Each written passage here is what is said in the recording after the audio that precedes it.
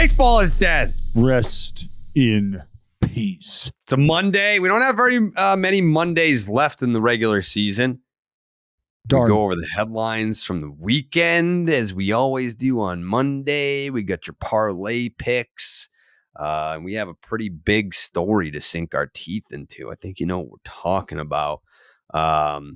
But there was some action. There was some action. The fucking the Dallas and Joe Bowl happened over the weekend. The Pirates versus the Braves.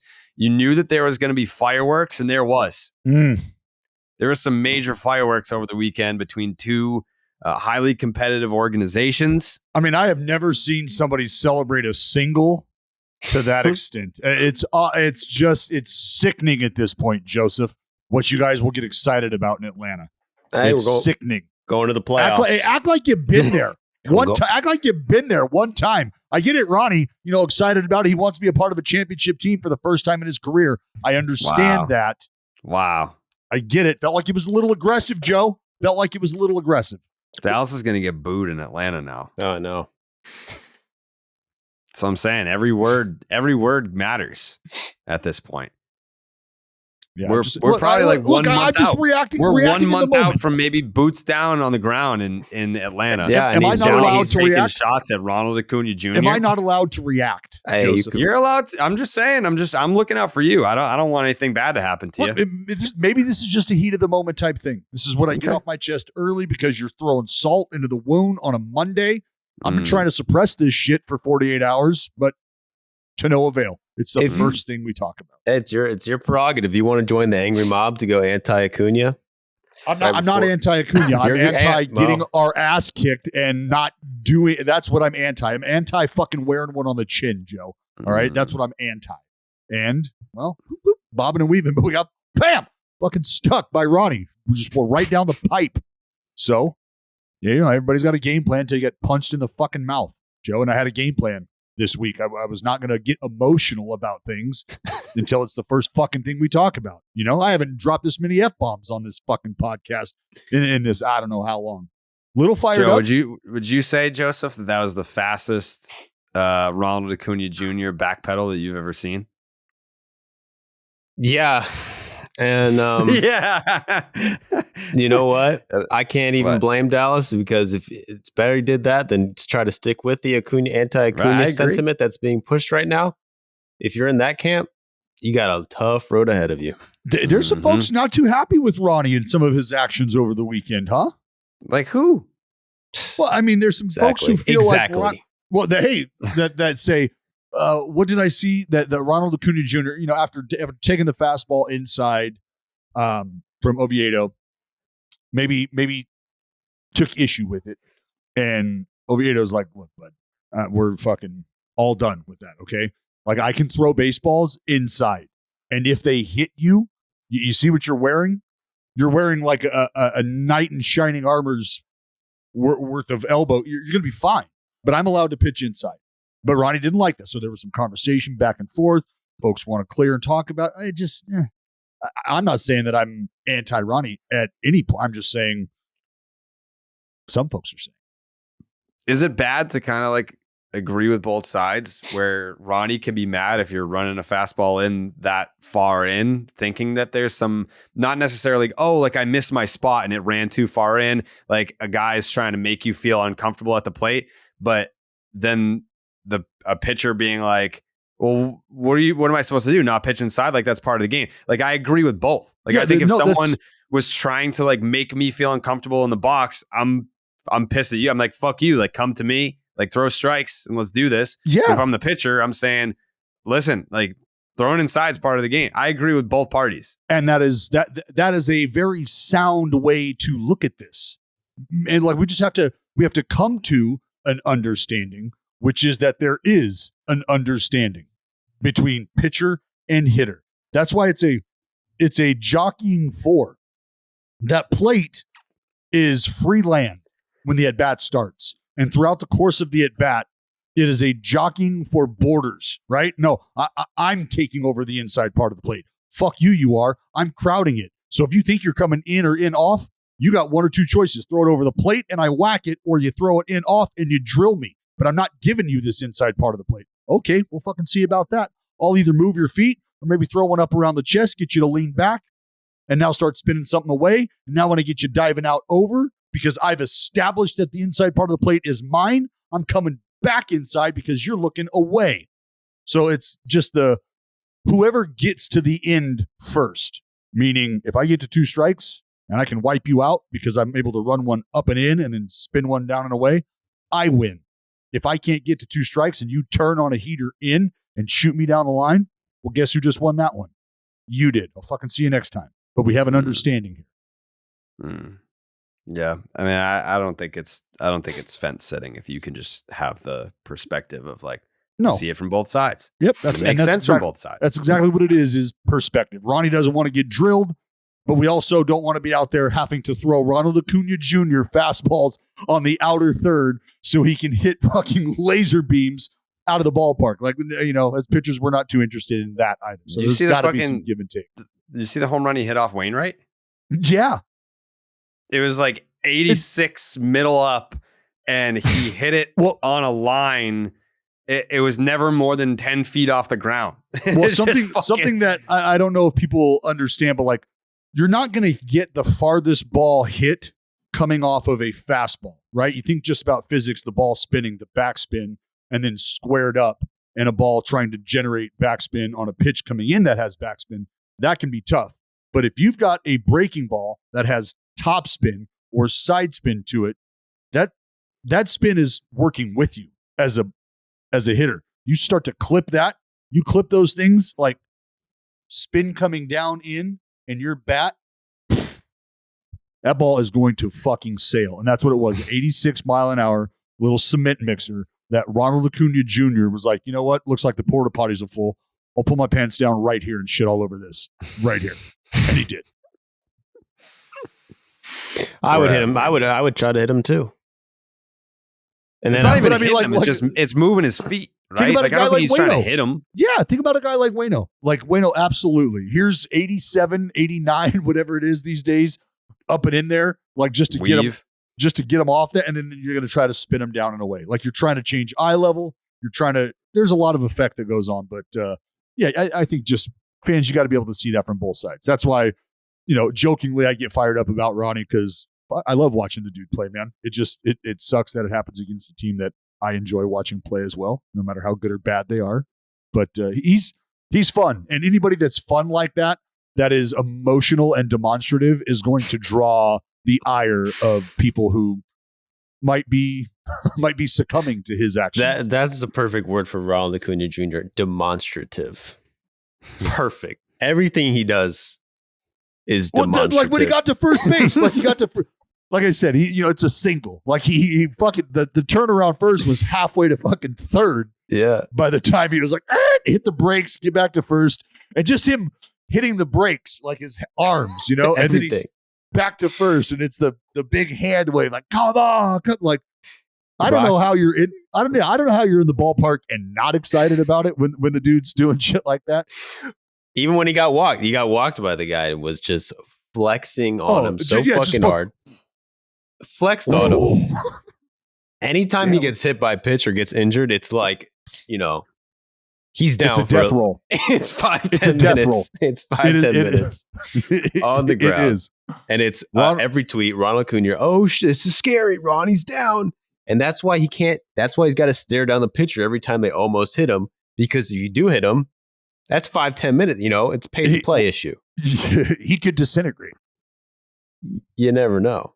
And the funny thing about this, John Boy did the breakdown of this. Like, he translated the Spanish, read the lips in Spanish, and then translated English. And it was Ronald was mad, according to this, that he was looking at him. Ronald almost got hit looking at him. What are you looking at? I'm looking at you. What are you looking at? Fast forward 2019, the exact same shit went down between Donaldson and Musgrove on the Pirates. Exactly the same shit. It was hilarious. I want to put those two side by side. It was just the Spanish version of Donaldson versus Musgrove. Yeah, so it sounds like guys that are facing the Pirates are not too happy with getting fastballs thrown inside. Well, that was a thing. I don't know if that's a thing anymore. The Pirates are telling you to fuck off. We don't care. We're throwing the fastball inside. That's what we will be doing. Well, wasn't that a thing? I don't know if it still is, but I remember that being a thing when they kept getting in fights with the Reds. That's their organizational philosophy is to throw Just a lot of throwing inside pitches. Mm-hmm. But don't do it to Ronald. He'll look at you really mad He'll look at you. every time. Yeah, you don't want that. 90% of the time, if a pitch comes close to Ronnie, he stares at you. What the fuck? But you have to. So, like, all right, hand up. If this is a player that I didn't like, then I would see it as like whiny diva behavior. But because I like Ronald Acuna Jr., you see it as, well, he's just got to keep that edge. He's competitive as fuck. Like he's an MVP caliber player. When you're an MVP caliber player, you've got to play with that chip on your shoulder. You got to play like everyone's trying to take food off your table. That's how he plays. Like he's not just out there being like, yeah, I'm the man. I'm going to walk up here and I'm going to go 5 for 5 with 4 doubles and a homer. Like he's saying, man, you can't be throwing at me. I'm a commodity right now. I'm a valuable asset. How it can come off at times is, oh, okay, so you think you're somebody that we shouldn't pitch like we pitch everybody else. Is that what you're telling us? Because you know we have to throw inside, right? But you're telling us because you think you're so good that you're going to draw a line on how far in we can actually go because it's you. Is that what you're saying? And ultimately, that player is never going to admit that, yes, that's it. That you fucking nailed it, dude. You nailed it. I think I'm really good. I don't want to get hit. I think you should be a man and try to throw strikes to me instead of trying to pitch me in off and then try to get me out. But you can't say that because it doesn't make any fucking sense. And everybody knows that.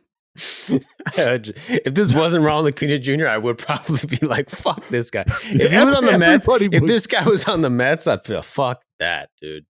But I think it's smart because that's the game plan against him is to try to jam him. And he looks at him. I know what you're fucking doing. Trying to get it inside. You missed. So don't even try it again because I'll keep staring at you until you have to be a tough guy and start talking shit. And you don't want to do that.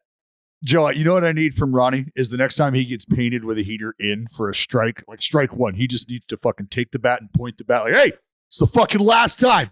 That's it. You think you're coming in here for strikes again, we're going to have a problem. Like he needs to really establish and plant the flag that you will not throw inside to me at all. Not even for strikes.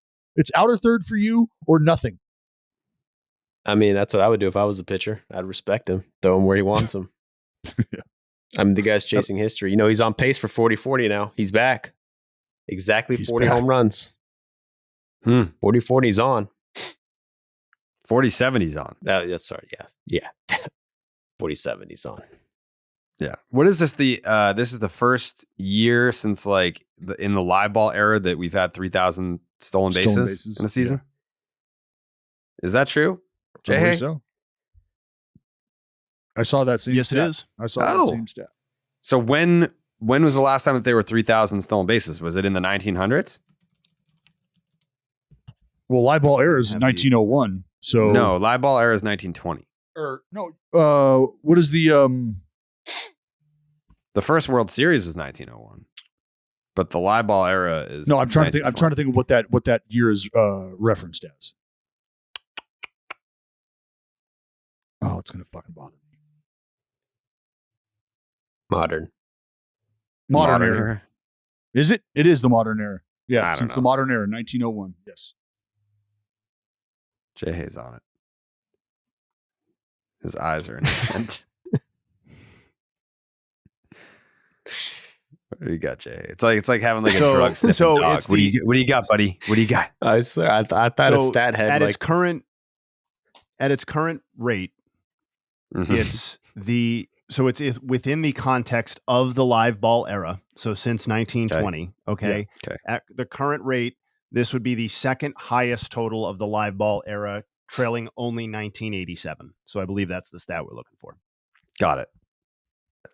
Yeah, because the fuck was going on? That was like the cocaine era, so they were all just coked out stealing bases. There were fewer teams that year too. Yeah, they're coming down off having to, they're running moonshine and shit. What era are we in right now? The BID era. The era of the pitcher. That's the era we're in. The Manfred era. Manfred era. Was that what they're going to call this? I think technically we're in the wild card era. That's what they're calling it. But I feel like we need a new era because the expanded playoffs.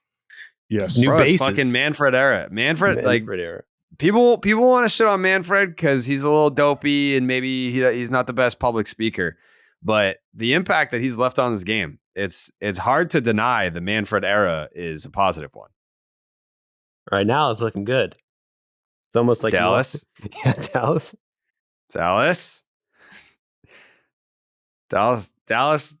I don't know. There's something weird going on there with Dallas and Manfred. Nothing weird.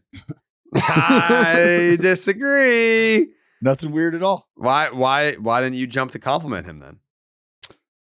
Well, because I've been personally sought out by the commissioner's office, so I will draw a line at applauding him personally, understanding that there's a lot of other voices that are going on in that decision-making room. But I have been at the forefront of applauding what the pitch timer has done for the game, what the 3-batter minimum, which was something I was largely against early on. You spent a whole spring training bitching about that thing. Yeah, I mean, it's because I hate the shift of strategy, and I'm more than willing and able to say I understand. I understand how it changed and how the timing of the game is impacted by this. I understood it then. I just, as a purist of sorts, there are things that you're not willing to concede, or you're not so readily willing to concede, something that will take time. That was one of those things for me, the 3-batter minimum that took time, because I like the idea of being able to match up. That's why I have the guys on my team. Just like in spring training, like in September, I like the idea of being, if I want to call up all 40 of my fucking players on my 40-man roster, then I am allowed to do that because it's my money that I'm spending. It's my talent that I have cultivated that I'm trying to utilize to impact my championship season. Why don't I get to use that however I would like? And, well, it takes some conversation and it takes some getting used to. But now we're at a point where, as you mentioned, a lot of the changes that the game has undergone have been hugely impactful in a positive way for how we're consuming baseball, for the growth of the game, for the stars being, trotted out all across our country now with teams playing everybody at least once. Like, there's a lot of positives to take away from the changes that have happened. Absolutely. And you have to just be ignorant, and you have to be practicing being stupid to ignore that and to not admit that. So what a Manfred simp. That's exactly what I was going to say. I was going to say all that to say you're a fucking Rob Manfred simp. Wow. God, you are a commissioner's office puppet. Someone shower me off. Oh, God. This guy won't shut up about Rob Manfred, how much he loves him. Oh, industry plant Braden. Yeah, that's it. I got his office trying to call me and shut me down. God. Oh, that's all theater. Yeah. It's all for I like ratings. to yank on him. Yeah, we know, dude. We know. It's all for ratings. Yeah. Let's pick a fight with Dallas Braden. Get the fucking views up, baby. That's where the juice is at. I don't know whose weekend headline that was talking about Acuna. Was anyone going to fucking talk about Braves Pirates? Does anyone want to claim that as for both of them? Jesus. Yeah, I'll claim it. That's me. All right, that's Joe's thing from over the weekend. Jay, what stood out to you over the weekend? We've talked about them as a team, and we've talked about some of the individual players, but to me, it's just the Houston Astros. They took 2 of 3 from the Padres. That's not really that interesting, but how they continue to bludgeon opponents over basically the last 2 weeks is interesting to me, because I feel like we've sort of been waiting for this full offense to be available and performing at the same time all season. And over the last 14 games, some numbers for everybody: 119 runs scored. That's 8.5 runs per game. They are 10-4 over that stretch, and they have a plus 57 run differential over just 14 games. Want to call out arguably their big three. Altuve, we talked about either a couple times ago on the pod. Since that date, that 14-game stretch, 1.106 OPS, 7 homers.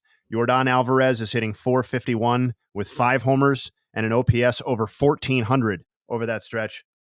And Bregman's hitting 407 with a 1.115 OPS. Combined, the three of them over those 14 games have hit 387 with 14 homers. In combination with the Rays handling the Mariners over the weekend and what's been going on with the Rangers, which is well documented on this pod, I just think what the Astros have done over this 2 weeks is incredibly impressive, reasserted themselves fully, and are now 81.4% to win the division per Fangraphs. That's what stood out to me. Jay, I was in Texas, and I sat down with Bruce Bochy. I had a conversation with him during batting practice.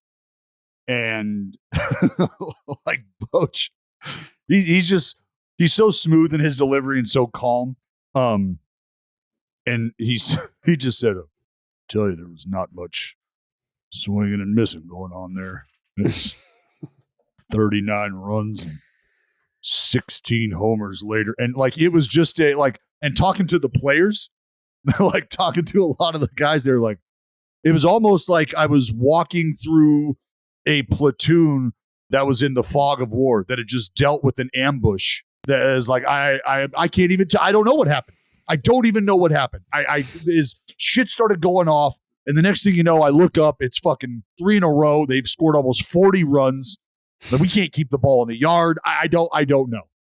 It was a collection of guys who are really good at baseball that had no explanation for what they had just gone through. If I had just to go back to Jordan specifically too, I think he was my preseason AL MVP pick, and obviously that ship sailed long ago with his missed games and the fact that he wasn't as good as Ohtani. But I think it does feel like we're headed towards a September and October where we're kind of reminded that he's like one of the 3 or 4 most dangerous hitters in baseball, which he seems to show us every single time he's in the postseason or gets a chance at a high leverage at bat. But just with the way he's playing right now and just kind of like he's healthy and the team's clicking, it just feels like that storyline is just baked into October already. You know what I never need to see again though, Jay? Yeah. I never need to see him in the outfield again. I don't want to see him in the outfield again, because when I watch him go after baseballs, I'm almost open for the argument that he's not a great hitter. Just watching him defensively at times, you could almost convince me that he's not a good hitter. Why? Well, have you seen him play defense? And I'd want to respond, well, it doesn't make any sense. But you could almost catch me, and you could talk me into him. I just want him to hit baseballs. And sorry to belabor the point a little, but just you brought up there's not a lot of swinging and missing going on with, and I know that's Bochy speaking to their run output lately, but one of the things that has made, one of the things that has made the Astros so special over this entire run, half-decade run, is that they, I just looked at their zone contact rate. It's basically the exact same as the Guardians, right? Who are like this team where it's like, oh, they put the ball in play and don't swing and miss or whatever. Only they are like top 5, top 6 in the league in slugging and homers and stuff like that. It's just, and that's very typical, maybe even a little less extreme than what they've been at their best in regards to that contact power combination. But it's just wildly impressive. And it does feel like the Dodgers made me feel stupid in a different way. And I'm glad I picked the Astros to start the year. But the whole time where I was waffling, are they going to be the, it just feels like we ended up at the same place that we always do. It just took a more circuitous path, right?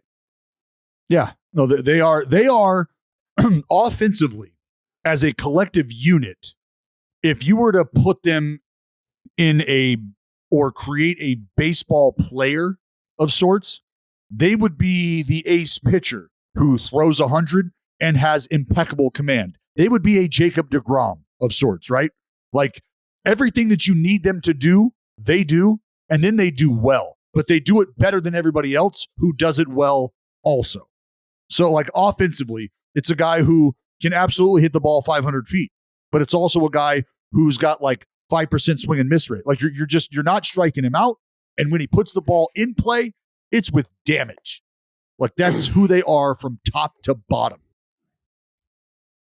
It's rough. So I mean, I'm glad you brought that up, Jay, because I was going to kind of lean on the Texas Rangers and just the shock that they were in over the weekend, because that was surprising to me, because I talked to almost every one of those dudes in that lineup and other guys, on the team as well. And each one of them had like that same sentiment early on in the conversation. Like, fuck, man. Like, I don't even know. Like, that was ridiculous what we just watched. So I think what caught my eye, and I think caught a lot of people's eye across baseball, and is brutal. It's heartbreaking. It sucks.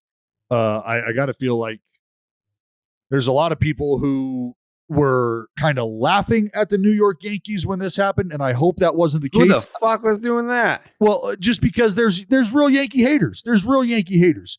And they could be laughing at what the Yankees are going through as an organization, because, let's be honest, Yankees fans, they're not stopping along the side of the road to help you change that tire, per se, in your dismal season and how things are going, right? They're going to speed up and make sure they catch that big puddle and hit you with all the water as they blow by you. So it broke my heart to get the news of Jason Dominguez down with the torn UCL. That sucks. That sucks for so many reasons. All the hype that this kid came up to the big leagues with, the fact that he was seemingly answering or living up to the hype, takes Verlander deep as first fucking AB. Like, there was just a lot that you could get excited about, a lot of positivity surrounding him and looking towards the future. And that's why it hurt, is because if you're looking towards the future and this guy's name's a part of it, well, now that future seems to be like next September. Because I said, I don't know how many people are going to be asking him to rebound the way that we saw Bryce Harper do, or are watching Bryce Harper try to do, and the way that Aaron Hicks didn't have to miss a full season with his TJ. I get that that's been an example, or examples that have been set. Is that what you would want to do with this kid? He's 20, 21 years old, right? Do you want to get him back in 5 or 6 months?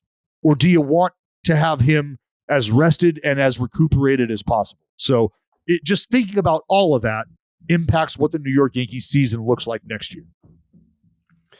Did you see the stat about his hits percentages? No, what do you mean? Like, so he had, or no, 75% of his hits came after he tore his UCL, based on the timeline that he gave the team on, like, when he first felt something. When he felt it. Yeah. I mean, so 75% of his hits came after he tore his UCL. So, well, I mean, we're watching Shohei, tell you, look, it's not the impact that people are going to think it is. Like, you can still swing the bat, you can still be productive. And that's why I beg the question, or I guess pose whatever, like, man, what does this look like moving forward for them? How do they handle this? Because he is so young and he's such a valuable commodity. Not to say that how Bryce Harper has been handled and how Shohei is dealing with it and Aaron Hicks is not to say that those were wrong. Because, I mean, I think we've watched those pan out to an extent. But the youth of Dominguez and what you see him doing as a part of this organization moving forward, is there any thought to not wanting to see him in May or June or July still grinding through some things where he can't perform all of his baseball duties? Or would you rather see him back on the diamond, ready to throw people out from the outfield if that's the case, ready to do whatever he needs to do? What would you rather see? And I think that's a question the Yankees have to face. Sure. Yeah. But I was more just, I was kind of upset about, like, yeah, there was a little bit of a jolt over there in the Bronx. It's been a tough year. It's been a tough year for them. And it's like, oh, they finally had, like, to have the Yankees acknowledge that it's over. That's just something that they don't typically do. Like, we saw it in 2016 when they traded Aroldis Chapman and Andrew Miller, and they still ended up having like a nice little second half, even after their mini fire sale. But very seldom will you see the Yankees look themselves in the mirror and say, hey, we don't have it this year. Let's call up the kids. And they did that this year. Dominguez has come with all the hype and all the pomp and circumstance. So just when they started to get a little something going here, a little something to feel good about, boom, UCL. And you don't feel so good anymore. So that's a tough blow for them. I would say that there were a couple little tidbits over the weekend that caught my eye. But some of them I feel like should be their own segments. Like the things that kind of caught my eye, it's like we could do a whole ass segment on that. So that's how we're going to handle it. But first we get to get to these parlay picks because we're due. Oh, to Jay Hay's point. Yes. All right. I was researching something while Jay Hay was talking about the Astros. Since June 24th, Jose Altuve, 4th in the big leagues in OPS. He's hitting 346 with a 1044 OPS since June 24th. That covers 47 games, just north of 200 plate appearances. And he's in good company. Mookie Betts, Shohei Ohtani, Matt Olson, Jose Altuve, and he's tied with Corey Seager. And I give him the tiebreaker because Seager's hitting 320 with a 382 on base. Jose Altuve is hitting 346 with a 427 on base. So we all look at Jose Altuve. I feel like it's just it's not even like a first. It's not a first impression thing because I don't know what you would call it. Our first impression of Jose Altuve is he's an all-star player. He's an MVP winner. But I think it was the first impression after the cheating scandal that he was so bad that I think in some fans' minds that aren't watching Houston Astros baseball every day, they think that Altuve is washed. But if you're paying attention this year, he is anything but that. He is far from washed. He is still one of the most elite performers on a baseball field. He's probably at the top of his class in terms of second baseman. Didn't they put out like the power rankings for second baseman the day? Like he was like 9th or something. And then that was the day that he hit the 3 homers against Texas. I don't know when they put that out, but I saw that list too. They had him like 9th or 10th in second baseman in the league. It's a joke. Yeah. That's just not even, that's not credible. Jose Altuve is far better than I think your brain may have indicated that he is. But we got to get to these parlay picks. Can you believe that we've had 7 months without an NFL game? Crazy, right? I don't know how I survived without my football. Good thing that's over. NFL is here, and DraftKings Sportsbook, an official sports betting partner of the NFL, is giving you can't miss an offer for week 1. This week, new customers can get $200 in bonus bets instantly when you bet just $5 on any NFL game. DraftKings is hooking everyone up with game day greatness. All customers can take advantage of 2 new offers every single game day this September. Check out the app to see what you get. Download now. Use the promo code Jared, Jared, to sign up. New customers can take home $200 in bonus bets instantly just for betting $5. That is promo code Jared, only on the DraftKings Sportsbook, an official sports betting partner of the NFL. The crown is yours. Gambling problem? Call 1-800-GAMBLER. In New York, call 877-8-HOPE-NY or text HOPE-NY to 467-369. In West Virginia, visit www.1800gambler.net. In partnership with Hollywood Casino at Charlestown Races. All games regulated by the West Virginia Lottery. Please play responsibly. In Connecticut, help is available for problem gambling. Call 888-789-7777 or visit ccpg.org. On behalf of Boot Hill Casino and Resort. 21 plus in most eligible states, but age varies by jurisdiction. See DraftKings.com/sportsbook for details and state-specific responsible gambling resources. Bonus bets expire 7 days after issuance. Eligibility and deposit restrictions apply. Terms at sportsbook.draftkings.com/football terms. We don't need to get into who got the right picks last week. No, who got sure? the wrong picks. We're a team. We're a team. No, we're a team. We're a team. We win as a team. We lose as a team. Just briefly. It's all about the team. The team. Well, I have no problem kind of going over it. Just real quickly, I won, they lost. Go ahead. It's all about the team. I'm with you. I am with you. That's why we are a team, because I am with you in that regard. The baseball is dead parlay. The fans want a winner. So the then fans need a winner. Fuck up, you three. I mean, this is the week. This is the week. I have a suggestion. A lot of people have said that. I have a suggestion. I have been struggling over the last 2 weeks. You know, it's like, like it's basically like Ted Williams the year that he hit 406. It's like, oh man, I only had 3 hits in my last 2 games. Fuck. That's how I feel. Oh. Because I don't know. I don't know if that's how the Gravediggers feel. No, yeah. Well, guess what? Sometimes you go up there, you put some good swings on the ball, you line out. It's an out. Doesn't matter how hard you hit it. Doesn't matter if you got the barrel on it. And other times you hit a little dinky chopper. Guess what? That's an infield single. And I've been smoking the ball on the screws, but it's been right at somebody the last 2 weeks. That ends today. So what's the pick that's going to get you off the schneid? Well, I'm glad you asked, Alice. Yeah, let me know. So I had been debating here. I don't want to get in my own head. I don't want to overthink it. But the pick is. Come on. You're already in your own dome. Well, because I know because I have two picks. Sorry, I don't want to pick against Chris Bassett. I don't want to do that. Like, he's having a good year. Chris Bassett's having a good year. Seager, go Seager. Corey Seager, 2+ total bases. Over the last 2 months, he has a .788 slugging percentage against right-handed pitching. That leads all of baseball. That's a 40-game sample. 788 slug, a 1206 OPS. You kidding me? Corey Seager, 2+ total bases against a pitcher that I like and is having a good year. But I like Corey Seager's chances more. I mean, Chris Bassett, I'm not telling you what to pick, Jared. I'm just letting you know that Chris Bassett is coming off 8 innings of 1-run baseball.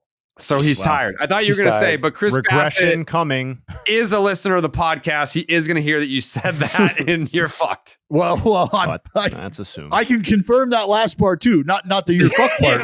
But. Yeah. Listen, he struggles against lefties. He's gonna give up a hit to Seager. Well, it's got to be for at least 2 bases. Well, that's up to you. Better I be never a said double. he was going to get 2 bases. Yeah, I think Seager will hit a home run. All right, well, we'll see. I got a better pick Seager's though. 2+ total bases. Go ahead, Joe. This one's going down in Dallas's neck of the woods. Odd. I thought. Well, you know what? That's funny. I thought this was going to be Jay Hayes' pick, but go ahead. Well, it was. We'll see. Unbelievable. You two. No ladders. We'll see where Joey goes. We'll see where he goes. No ladders in the orchard for Joe or Jay Hay. Just give them all the low-hanging fruit, please. All of the low-hanging fruit if you can. Well, in the Oakland Athletics clubhouse right now, there's an elephant in the room. And he might not be in the clubhouse. He's in the other clubhouse. His name is Yordan Alvarez. All right. And they know with Ken Waldichuk starting today, they're like, oh no, he's not good against Yordan Alvarez. The big old lefty's going to knock him around. So they put in they're going to put in the freaking opener to try to nerf the Yordan. You got to do the YouTube for Joe's brain. Oh, they're going to try to what? I hate to be the bearer of bad news here for you. They're not going with Waldy? Yeah, that's not going to be how that plays out. Why aren't they going with Waldy? Because they've got somebody else that they're going to start. Who? A young man by the name of Mason Miller. Mason Miller? You interested in 102 mile an hour fastballs? Because if you are, that'd be talking about mill bags? Millie Rock. Why are they doing this to Jay, I dropped a sody pop the other day. I teed it up like this. I said, "Hey, Dosky." It was a replay on Soderstrom's home run. "Hey, Dosky, you thirsty?" And he was like, "Why?" "Maybe." And I said, "Well, how about a sody pop?" Thought of you. Still waiting for Cumtown, dude. Yeah, I don't. That's not. I had the greatest intro for a pitcher ever, and there was exactly one fan who got the reference. If you played Duke Nukem back in the day, you understand it. But Sean Newcomb took the mound, and I said, "Well, looks like it's time to throw gas and chew bubblegum." And he's all out of bubblegum. And it was great. It felt great coming off the tongue. It landed. His father enjoyed it. He enjoyed it. The one fan that was watching enjoyed it. It was great. That's really, You're just working for that one fan at this point anyway, right? That's if you're watching, bring each individual person. Yeah. if you're watching, I'm here for you. Breaking news. Pick, I never fucking said my pick. Oh, I thought you said. All right. And yeah, some of all this means is that Wallachuk isn't starting. And the reason I said that because I was kind of suspicious. Why are the odds like this? Jordan's hot. I'm sticking with my guns. Jordan to get a hit, -185. Just needs one hit for -185. That's the best, one of the hottest hitters in the league, one of the best hitters in the league. Yeah, well, he's going to be dealing with some fucking hot cheese too, Joe. Hundo's coming at you. Maybe 2 at bats, and then they're bringing in whoever the fuck else they have in Oakland. Not much. Thanks to Joey for leaving me a delicious meal in that game because I'm coming in and I'm just taking the Astros to win. Oh, ooh. Well, okay. Is that something we can do? Because didn't we have issues with this before? No, I thought Jake said we could do this. You could do that. No, we can do that. Okay, it was just I think it was what we had. We the only game we couldn't pick was the 1 day game. Braves. No, but I thought there was issues with same game picks. We're good there. That's what I'm saying. We're good on same game. Good on same game. Right. Awesome. I didn't know. Okay. I'm feeling so good about this parlay so far. I feel like this is going to You two are fucking disgraceful, both of you. Why? Both. The goal is to win. The grave diggers deserve a win, and they deserve it. Sometimes the right answer is right in fucking front of your face. It is funny because Dallas does have to actively root against the parlay because he's getting paid to root against the parlay because he has to root for the A's, and it's kind of fucked up that you would do that to the podcast. That's true. No, this is why I'm directing my energy at you two individuals specifically because I ultimately do want the Gravediggers to be cashing out. Simply put, we're here for them. So when you two assholes go out on the limb you did today, I'm just gonna make it known. That's all. That's it. That's it. I want everybody to win though. Going out on a limb, picking the A's to lose. Oof. My scary. My pick, okay, is going to be a matchup that we have between the Los Angeles Angels of Anaheim, Reed Detmers, and the Seattle Mariners. Is this Kirby? It's Logan Gilbert. It's Logan Gilbert. That's what it is. So really here, we're just taking the Mariners money line, but here's why. Reed Detmers over the last 6 starts, 6.5 ERA, just about. Teams are hitting over 300 against Reed Detmers. He's allowed 6 homers in those 6 games. Logan Gilbert on the flip side of this matchup, his last 4 starts, 2.5 ERA, 28 punch outs in just 25 innings. The team has won 3 of his last 4 starts, just 4 walks in those outings as well. So he's a master and commander of the heater. That's why it's going to be the Mariners over the Halos. I feel like you could take any sample of Reed Detmer's starts and they're not going to look good. Well, he's thrown a no-hitter before. Yeah, that's a good start. So that's a pretty good start. Just for starters. Small sample size. If you wanted to start there. Very small sample size. It is some very small sample size. Yeah. Yeah, anyways. All right. The picks are in. We can head on to a different topic. I don't know. Where do you want to go? Do you want to do George Kirby or do you want to do Mike Trout trade rumors? Those are the 2 big ones. I feel like they both. Like Trout's more recent, right? Trout's more recent, but in terms of like the magnitude of the stories since we last recorded, like that George Kirby. I mean, if you pitched in the 2000s, you were weighing in on Twitter. Yeah, you were. Yeah. Oh man, it was funny how many of those guys were shown to be full of complete shit too.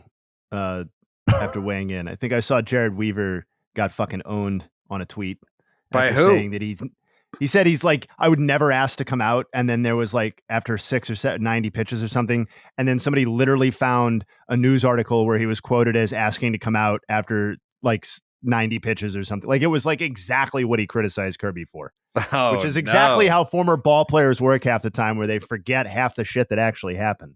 Yeah. Well, you win some, you lose some, I guess. Hang with them, Weave. Jesus. Mulder probably went in the hardest. Nope. Nope. Who'd we miss? Houston Street, I saw. Yep, that would be the one that would be the one that did it. Yeah, Houston Street, Roger Clemens. But I don't even know if Roger Clemens runs his Twitter. I think it's one of his kids. No, it's definitely not Roger Clemens.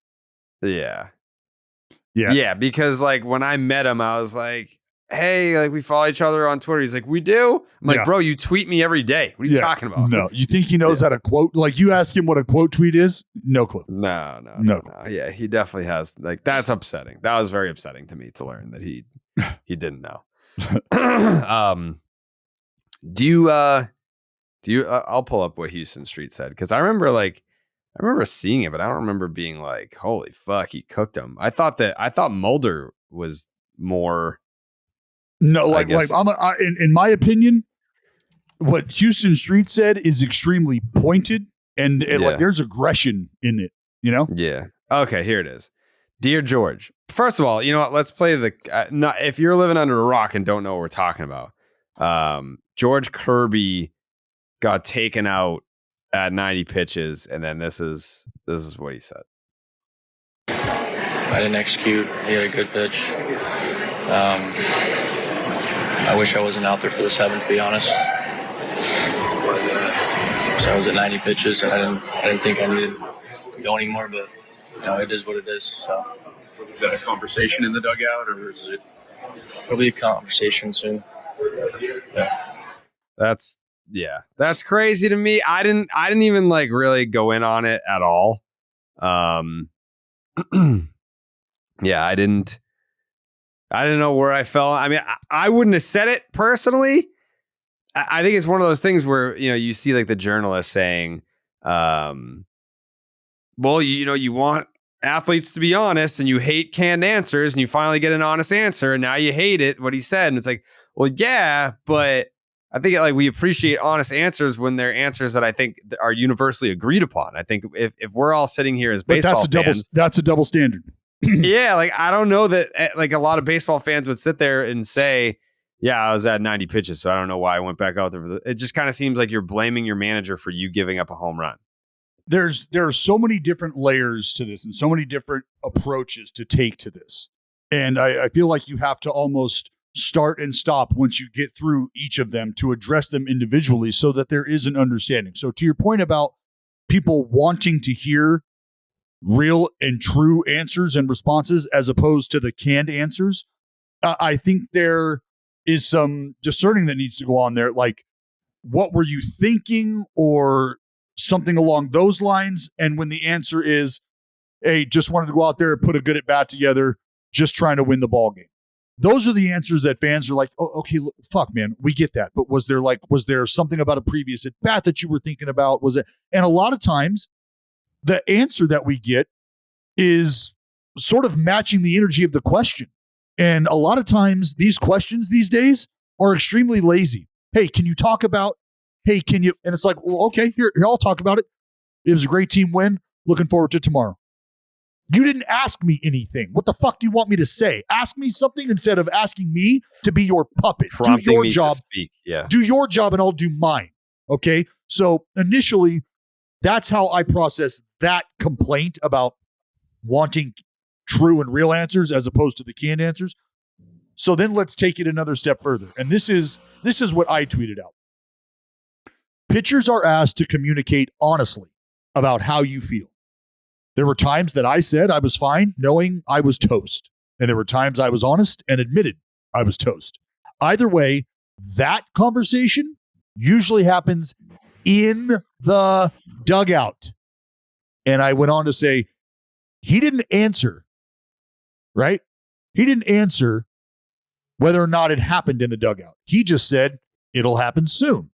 Either way, it's not ideal to have these wires publicly crossed, but he's a young kid who I'm sure, through the help of a veteran or two, will learn the nuance of communication with the media. So when I talk about asked to communicate honestly about how you feel, that is between your team and your staff, your pitching coach, your manager. Hey, let us know, all right? Your training staff, if you're not feeling something or if you are feeling something, let us know so that we can prepare, so we can get somebody up and ready to go into the game, so that we can prepare our bullpen accordingly. If you're somebody who isn't feeling good, we got to get you out of there. We got to circumvent you. Like, there's so many reasons why that communication is important. But that communication is never public.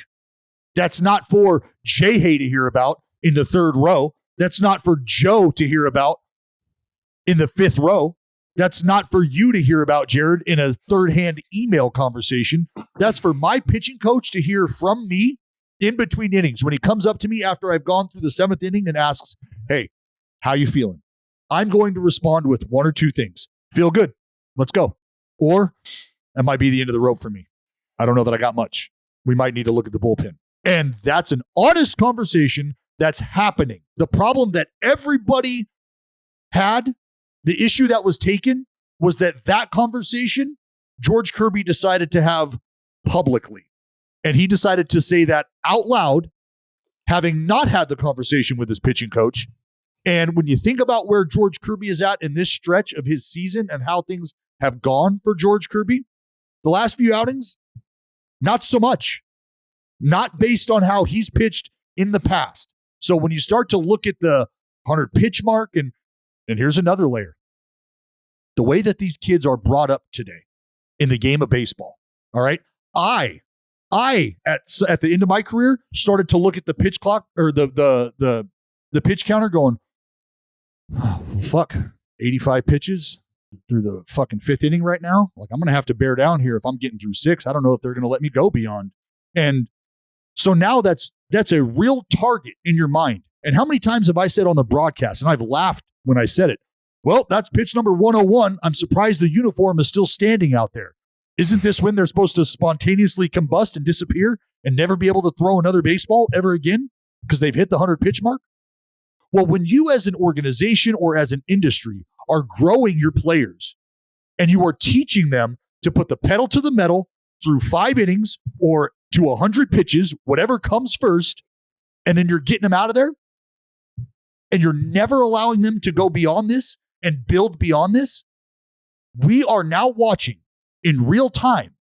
We are hearing for the first time that whole school of thought and what it sounds like and what it looks like when you constrain pitchers under a identifiable pitch count. This is the era where it's starting to rear its head. You just heard the era of the pitch count talk to you through the mouth of George Kirby. You just heard it. If you were ever wondering what the era of the pitch count would say to you, he just said it. And he's looking at you going, hold on, why are you guys mad at me? My entire career, I've been placed under these constraints. Everybody around the game of baseball is being forced to pitch under these constraints, under this pitch count era. So when I look at the pitch count and I see that I'm coming towards the end of my rope, why am I being chastised for that? This is how the world works. This is how the world I'm being grown in works. They're telling me pedal to the metal, but when I get to 100, we're probably done. So now you're watching this kid react to him not feeling his best, having a tough stretch, and looking up at the pitch count going, well, I mean, this is typically when we start to have this conversation. Why aren't we having this conversation? Why is my manager and pitching coach not come up to me here in this inning? Because it looks like I'm done. And he's having that conversation internally by himself. Because I'd like to think, and I could almost bet without having 100% confirmation, Scott Service didn't come up to him before that inning. And his pitching coach didn't come up to him telling him he was done. So he checked himself out of that ball game before he went back out there. And then he verbalized everything he felt after the game. But I just hope that fans understand the context of how he has been brought along in this game of baseball and how starting pitchers are being brought along in this game of baseball so that they can understand where he is coming from. Because I would address old players with this too. When you were out there struggling and you didn't have it, and maybe you gave up the knock or you gave up the run, or would you have rather have had reinforcements instead of you giving it up and the team losing? Or do you feel better about the bravado you went home with that night? Because if we're into winning ball games and it's a mathematical equation to an extent, isn't George Kirby essentially an extension of the brain trust of his organization? And wouldn't they be thinking the same thing? Well, in this type of game right now, how we've treated George Kirby in the past, is there a real desire or need for him to be back out there? And that's where my mind went, was I think this is just an extension of the conversations that have been had between he and the organization. He just verbalized something that nobody would ever verbalize in that setting. Here's what Houston Street said about it. He said, "Dear George, this was not the moment every GM decided you're not worth the risk because you aren't willing to risk yourself for your team. When you look back on your career and wonder why it was at best above average, don't try to figure it out because you have no clue what it takes. Sincerely, the big leagues." And then in parentheses, he said, "What I would say to you if I was your coach or your teammate." See, like, I think so much of what Dallas said was very eye-opening. It made a tremendous amount of sense. Where I take a little bit of an issue is this idea that it's more complaints about the state of baseball or the way these pitchers are being brought up, which I think is totally impacting everything Dallas said is correct. But like some of these tweets from these old players seem excessively personal. And that's what rubbed me the wrong way, was that these weren't really, this is what my frustration with George Kirby is a perfect example of what my frustration with the current state of pitching in Major League Baseball, starting pitching specifically, is yada, yada, yada. Here's why. It's what Houston Street says. Here's where every GM says that you're not worth it, right? That's as personal as it gets, right? Mm-hmm. This is why you will never have a great career. By the way, coming from a reliever, whatever you want to say about that, Jared Weaver's tweet, to be specific about what I said earlier, he said, "This is why I'll never be any kind of coach in the big leagues," which starts out in the vein of what we were talking about before, a comment about the state of the game. "I shouldn't have been out there. I threw 90 pitches. What the fuck?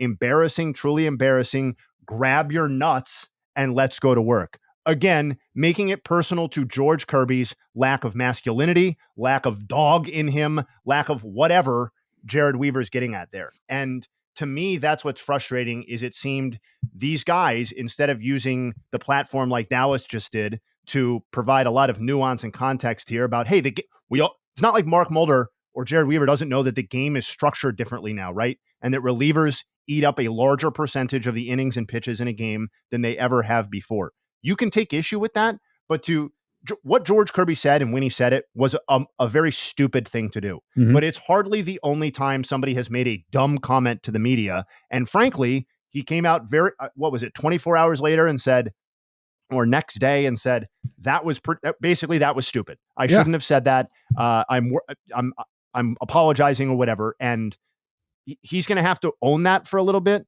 But the way the ex-players made it personal was, it just left a very bad taste in my mouth. And one thing I will say about that, Jay, I want you to remember how we were brought up.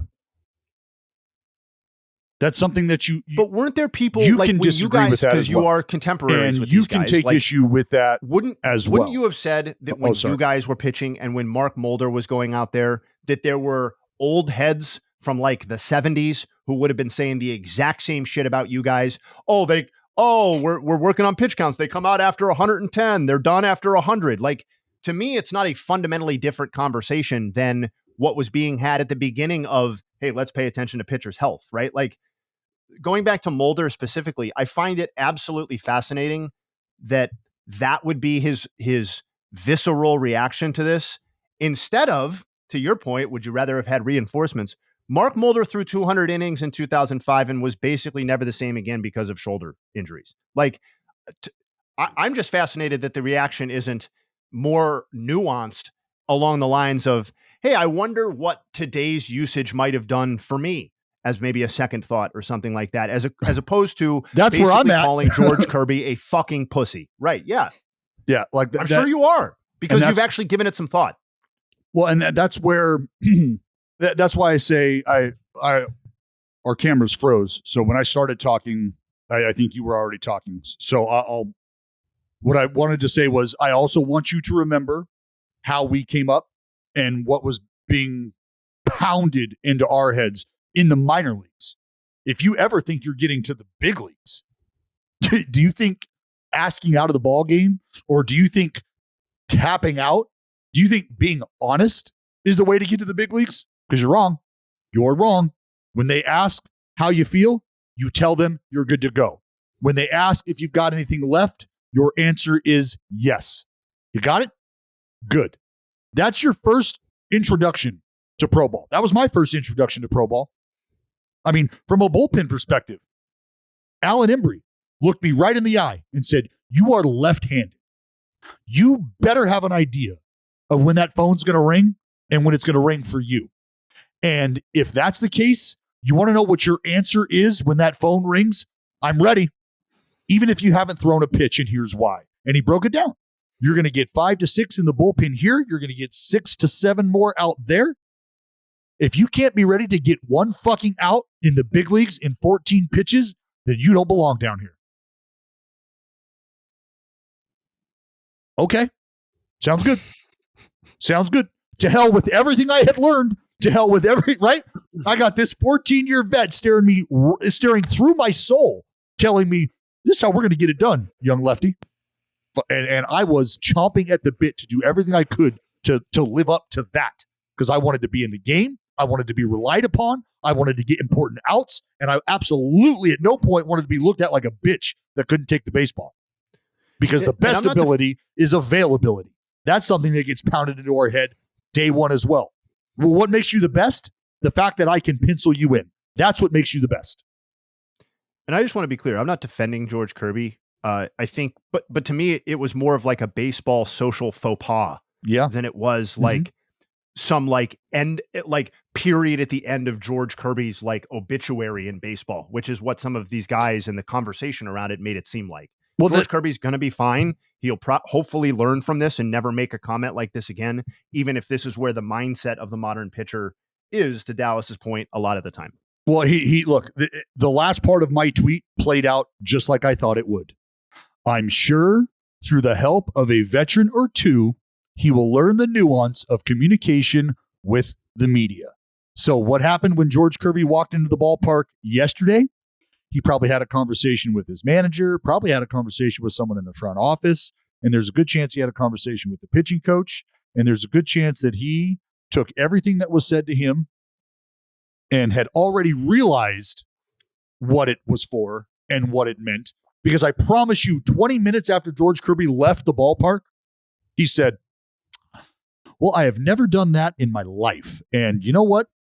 I'm probably never going to do that again in my life. I was really angry. I was frustrated. That was fucking stupid. God damn, that was stupid. That's what happened. It's that simple. Mark Mulder said, I can't believe this guy's made 27 starts this year. The things I want to say would get me in trouble. And then he followed up with a second tweet and said, I give you the biggest, and then he used the cat emoji. So he's calling him a pussy. I give you the biggest pussy in baseball. And then he tagged George Kirby. Can't imagine ever having that thought at any point on the mound or during a game, much less repeating to reporters. Crazy how someone can be so mentally weak who plays a sport at a high level. I thought that tweet was far worse than the Houston Street one. Well, there's expectations for Mark Mulder in the fucking basement to begin with, so that's fine. It was literally like he called him a pussy, tagged him in it, and said that he's mentally weak. Yeah. Well, again, the issue taken is that he said what he said to reporters. He said it out loud, right?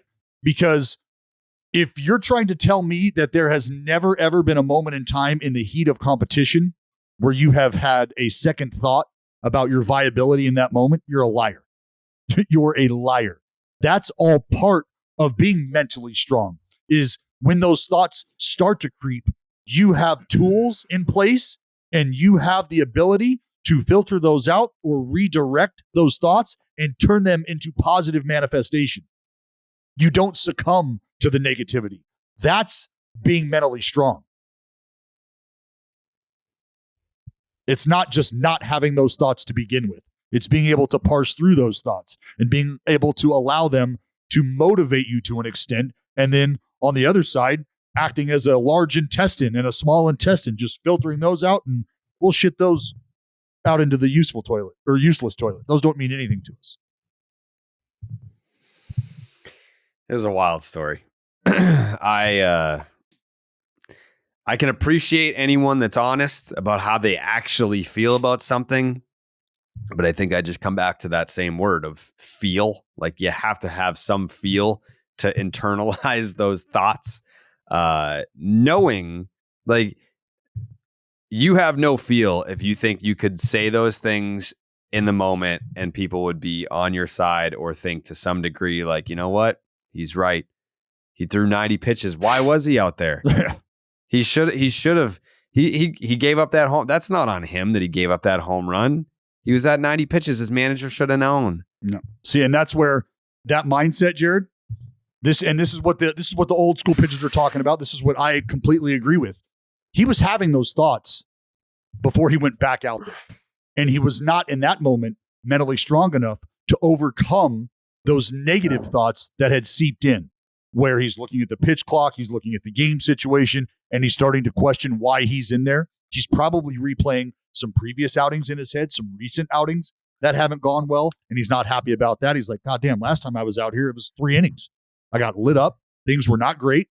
And before that, I wasn't able to get through 6. Before that, it was 4 earned runs. He's looking for some reprieve, and he was internalizing all of these emotions, didn't have the conversation that he was hoping he was going to have with his manager, which was, hey, you're all done here. So he probably didn't want to look like the cat emoji and go ask guard service, hey, am I done here? Like, are we good? He didn't want to do that. So instead what he did is went out unprepared physically and unprepared mentally, felt the impact of that, and is now dealing with this. Joe, you got any thoughts on this? Hey, he was right. He was right. George Kirby. He was right. Should have took him out. Gave him 4 runs in the 7th. Like, what the fuck? He was done after 90. Don't shoot the messenger, man. Come on. He was right. That's one way to put it. He was vindicated. It's a little Monday morning quarterback after you can say, I shouldn't have been in, but I definitely shouldn't have been in the game, probably. Give up 4 runs right It's there? not totally different than, how we talk after a bad parlay. Yeah. Yeah. You guys should have made different with picks. that other one. Yeah. Yeah. The one I didn't put in the public parlay. That one won. Right. Like, I had a bet that I made that night and it hit. Yeah. Should have been in the parlay. Should have known that. It's tough. Yeah, it's like you know what it's like? It's like you're betting and you're making a lot of bets, and like maybe you make like 5-6 bets and you're 500, then you go, oh, and it's like 10 o'clock and you're like, damn, what more? I think I could salvage this and do better. And you put the live bet in late night and lose like all your money on the fucking live bet on the Hail Mary. You're like, I was gassed. Why did I go do that? It's a bad decision. It was a bad decision to say that publicly, but it's a great decision to use Indochino if you have a wedding coming up.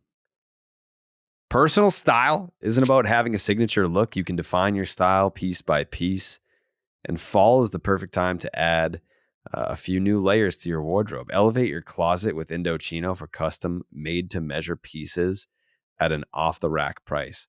This season, Indochino has new colors, fabrics, and styles to choose from. Classic suits for special occasions to head-turning outerwear for your sidewalk stride.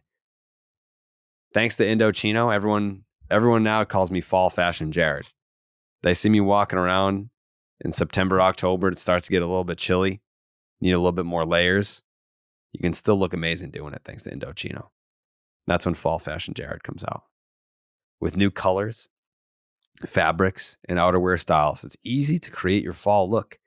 Their unique process allows you to choose the exact customizations that you want, from buttons and vents to pockets and lapels. I think vents is supposed to say vests. but it says vents. Well, I thought you were slinging some crotchless event. I got a vent for you. It's all right, man. You mispronounce a word. You don't have to make shit up, all right? It's cool. You can't read, bro. No problem. You can't read. It's fine. No, I can read, but I'm Ron Burgundy. That says vents. That should probably say vests. Not a big deal, man. We all make. I mean, credit to me for calling. I could have just kept going. You guys wouldn't have noticed anything, but the read is incorrect. You say how you want it, and that's how they'll build it. Submit your measurements online or book a showroom appointment to work with an Indochino expert style guide in person. You sound like George Kirby. Every suit is made to your exact measurements, and you can customize every detail. Create a suit that fits for you and your style perfectly with endless customization options so you get the exact look that you want. Blazers, pants, outerwear, and more designed and made for you. Hundreds of quality fabrics to choose from, quality European wools, linen, and cotton, and a wide range of colors and patterns. Design a look that's personalized to your style and taste without the luxury price tag. Add fresh layers to your fall fashion style with Indochino. Go to Indochino.com. Use the promo code DEAD to get 10% off any purchase of $3.99 or more. That is 10% off at INDOCHINO.com. Promo code DEAD. Okay. Now we start talking about Mike Trout. Now we have a conversation about a conversation. That conversation back in March when I said, hey, this guy is he's going to play in the World Baseball Classic. He's going to get a taste of that rush of adrenaline, that competitive baseball energy that he's never quite had. Everyone's like, oh, well, he has played in the playoffs before. No, he was there for 20 seconds. I think he had like 7 plate appearances, whatever. World Baseball Classic comes around. Japan versus USA in the final. Mike Trout versus Shohei Ohtani to close it out. And right then and there, I was like, that's it. He's got the itch. He's got the bug. I think he tried to come back and play hurt because Shohei was coming back to play hurt. Then once Shohei went down, he was like, all right, I'm back on the injured list. Fuck this. And now the Angels are saying, we haven't talked to him yet, but if we talk to old Mike Trout and he's interested in getting the fuck out of here, we're interested in getting him the fuck out of here. We did the math last night. I think it's 7 years and $245 still remaining? Still left. Still look here. We are here. Go ahead, Jay. I want to hear what you got. No, that's the most interesting part to me. Yes. Is right there. Is the 7 and 245. The Angels part's not fucking interesting. They're going to be bad after they trade him and lose Ohtani. Like, we could speculate about destinations all offseason, but that's where it comes down to is he is an all-time great player. He is owed $245 million. And how many teams are going to be in the business of getting into that when he's coming off the worst season since his rookie year? Mike Trout, you are a San Diego Padre. What? Fuck yeah. Absolutely. Absolutely. No. Why not? Stop. They're not afraid. They are not afraid, Jared. They're not afraid to sign it up. That doesn't make it right. They're gonna petition to change the rules. They're already asking Rob Manfred to consider the ability to let players take a walker out there with them to the field. Xander Bogaerts is going to be 93 years old playing shortstop. Spare me. Is trading for Mike Trout the backup plan for teams that don't get Shohei Ohtani? Jay, I have thought about that extensively. What do you think you're getting with Mike Trout at this point? This is a guy who over the last 3 years has missed 250 baseball games. What is it? He hasn't played over 84 games in each of his last 4 seasons? Right. So when it comes to signing, I almost don't even want to have this conversation. I almost wish that we could just kind of blow past this, it not be a thing, and then I can live in that reality. I can live in that world. Because today we're talking about trading Mike Trout and the fact that he's not as valuable as he once was. You said he's washed. And will not be getting any more valuable. So you think he's washed? I'm not telling you he's washed. I'm telling you that Mike Trout... You're defining what washed means, Dallas. You just don't have the balls to say it. What Mike Trout could have brought you 2 or 3 years ago. Jake, put that on a quote card. is not going to be is not going to be the same thing that Mike Trout can bring you today. And that means he's washed. He's just not going to get you what he was going to get you a few years ago. That's simple. when he's on the field, he does. Mm-hmm. And you could say that, but you could say that about Byron Buxton. And I guarantee you, wow, one team when Mike Trout is getting Byron Buxton comparisons, it's over. This was the first year he's ever been a very good player and not a great player. Yeah. Right. Like that's really the distinction that we're talking about, because in 2022, even with some missed time, he had a 999 OPS. It was everything down this year. Everything down. Everything. And listen, every team in the league could use a guy with an 858 OPS and 130 OPS plus, regardless of how many games he plays. But we know how Major League Baseball operates at this point and how many teams are even in the market to consider ever a $250 million contract. Okay. And that number is fewer than 10, right? And it's probably fewer than 5. And if we're going to be real about Artie Moreno, is he really going to trade? Like, let's say the Dodgers don't get Ohtani. Are they really going to trade Mike Trout to the Dodgers? I am exceedingly skeptical of that. So that's another team that operates in that payroll stratosphere who's probably not in the market for Mike Trout. So who are we really talking about here? Artie could fucking wake up and step on a Lego and decide to sell everything. Like that's fine. Okay, but there's no way a sale is going through in time to properly address a Mike Trout trade unless they're not doing it until the end of the offseason or the beginning of next year. But to me, the fact that we're already hearing about this suggests that they are prepared to engage on this topic at the very beginning of the offseason, before free agency begins. They didn't. They made it. They I don't know how this got out, but Mike Trout didn't say shit. They're like, yo, they're like begging him to ask for a trade almost. Like, dude, ask for it. We just want to put this out there. How's everybody's Monday going? If Mike Trout was looking to be shopped around, we would have those conversations. Back to your regularly scheduled programming. Nothing to see here. Just wanted to get that out there. What is the strategy? Because they don't need. Does he have a no trade clause? He probably does, right? Yeah, full no trade. But this is why the ownership thing, you have to consider like what Artie Moreno is going to do, because it makes you feel like an Angels fan. All right, if we kept Ohtani and we're not trading Mike Trout, then that means Artie Moreno is going to be here. He made the decision to not sell the team so he could try to keep Ohtani, so he could retain Trout, and we could build towards the future.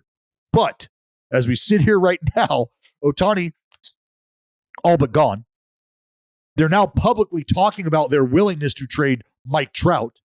So is this Artie looking to say, you know what, I'm going to dig in, and I'm really like, we got a 10-year plan, and that involves moving Mike Trout, rebuilding the farm system, and getting us back to where we want to be. Looks like we struck out with the two greatest players the game will ever see. Maybe we'll get him this next time around. Let me ask you this question. Answer this question honestly, Dallas. Take a second to think about it. Let it sink in when I ask you this question. Can the Angels fully turn the page and start a rebuild if Mike Trout is still there? No. Right. Like, you can't say we're in the new era of Angels baseball, which is if you're still paying Mike Trout $245 million over the next 7 years. Because everyone's going to go from the Pujols contract. We're having this. See, you're doing it. We're having this conversation. We're having this conversation about Mike Trout not being Mike Trout anymore, and I don't want to fucking have it. You're the one that said that he was washed. I did not say yes, you he did. was washed. But Jay pointed out that he's statistically down across the board this season. But this trolling stuff aside, the distinction between being the best or second best player in the game and having that contract and being the 15th or 16th best player in the game, which I think is a totally reasonable explanation or expectation for Trout next season. Assessment, is a huge difference. It's a huge difference for these when we're talking about this magnitude of dollars. And like, we already know the Mets have signaled that this coming season, they're not going to punt, but it might not be all about investing in 2024. Do you go out and get Mike Trout at $40+ million a clip if you're not playing immediately for the next season? Probably not. We talked about the Dodgers. To me, there's two teams that jump off the page as being the potential destinations for real trade scenarios. And one of them is super, super interesting, and I really hope it happens, and that's the Phillies.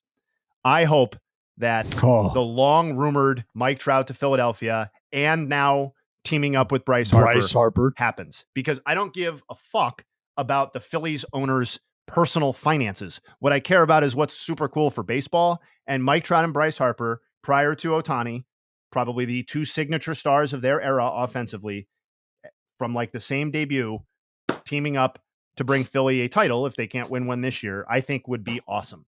The other location is San Francisco. My towel? Where's my which I think is a lot less interesting for a variety of reasons. But Joe's about to nut in that Phillies. Yeah, Joe's going to need that towel for another reason. Wipe up. Mike Trout's and they also Phillies? operate. Yeah, they also operate in the payroll sphere that we're talking about. Do we see the Yankees doing it? I know Dallas brought up the Padres. Can never rule them out. Rangers just reinvested with the Scherzer acquisition in money next season, and they've got the DeGrom contract still on the books along with Simeon and Seager. Are they really going higher for Trout?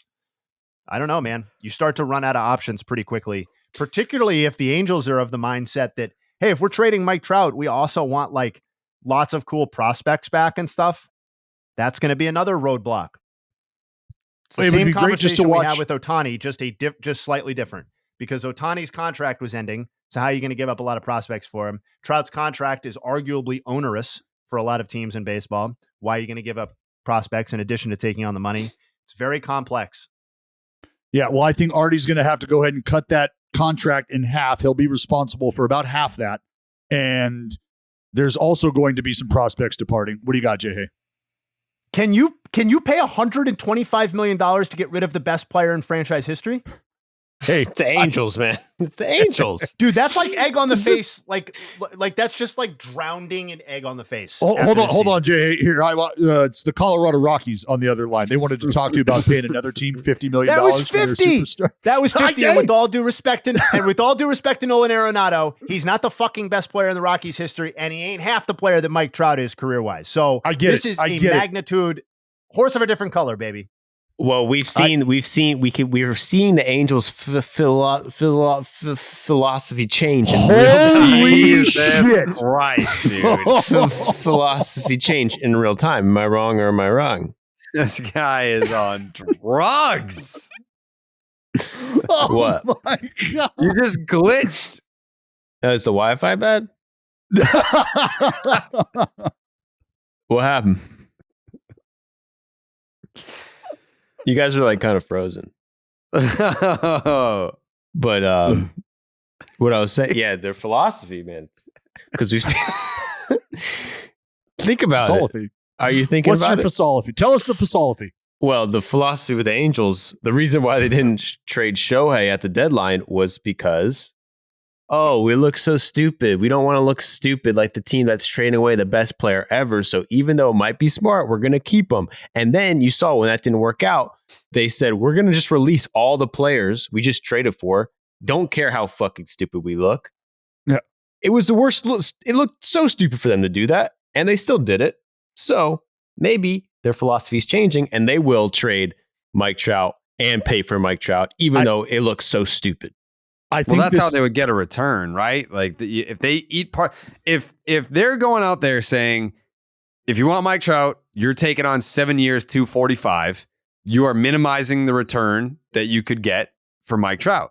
If they say, all right, we'll take on, what's the number, Dallas? We'll eat $75 million. That's why I move the needle enough to get a decent prospect. Like, you're not going to get like a blue chip prospect in return from Mike Trout with that much money that's still remaining. Plus, he's going into his age 32 season, 33? 33 season. But that's what Steve Cohen did. That's what Steve Cohen did to retain their prospects. Is there's a price tag that's attached to those guys.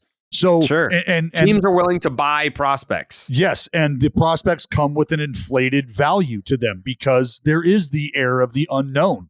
But we've got a small track record. They're good. They're in the top 100 prospect pipeline. So those guys just inherently cost a little more. And this is just, again, it's about whether or not Artie Moreno is willing to part ways with Mike Trout and actually spend what it's going to cost to get the viable reinforcements, because this is no different than the Ohtani scenario that I've laid out, the Hippos and the Lions.